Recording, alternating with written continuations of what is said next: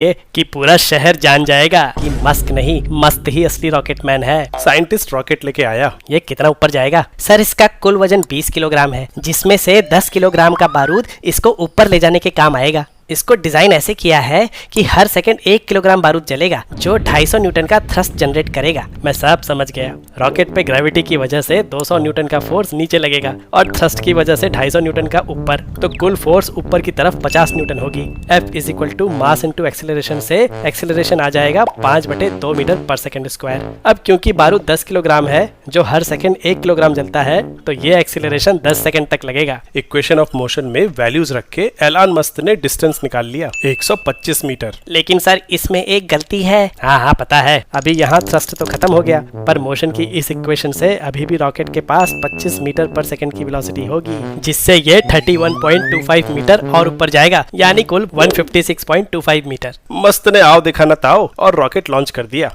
पर ये क्या, रॉकेट तो ऊपर ही जाए जा रहा है। वो इतनी ऊपर चला गया कि उसका धमाका ठीक से दिखा ही नहीं। ये क्या हो गया? ज्यादा बारूद डाल दिया था क्या? अरे सर मैं वही तो बता रहा था। आपने कैलकुलेशन में रॉकेट का मास कांस्टेंट मान लिया, लेकिन बारूद जलने से इसका मास लगातार कम होगा, जिसकी वजह से ग्रेविटेशनल फोर्स कम होगी और ऊपर की तरफ नेट फोर्स बढ़ती रहेगी। इसलिए रॉकेट का एक्सीलरेशन भी लगातार बढ़ता रहेगा। तो क्या यहाँ इक्वेशंस ऑफ मोशन काम नहीं करेंगी? करेंगी सर, लेकिन हर मोमेंट के लिए इक्वेशन में अलग अलग एक्सीलरेशन लिखना होगा। तो इतनी सारी इक्वेशंस कैसे सॉल्व करेंगे? बारूद जलने की वजह से रॉकेट का मास हर सेकंड 1 किलोग्राम से कम होता जाएगा और नीचे लगने वाली ग्रेविटेशनल फोर्स किसी भी टाइम पे रॉकेट का मास गुने जी होगी। थ्रस्ट और ग्रेविटेशनल पुल को माइनस करके जो नेट फोर्स आएगी उसको रॉकेट के मास से डिवाइड कर दें तो रॉकेट के एक्सेलरेशन की इक्वेशन आ जाएगी। गौर करें तो टाइम के साथ डिनोमिनेटर घटेगा और न्यूमरेटर बढ़ेगा, मतलब ऊपर जाते जाते रॉकेट का एक्सेलरेशन बढ़ेगा। इसीलिए रॉकेट ज्यादा ऊपर चला गया। लेकिन एग्जैक्टली कितना ऊपर गया? सर कमर कस लीजिए,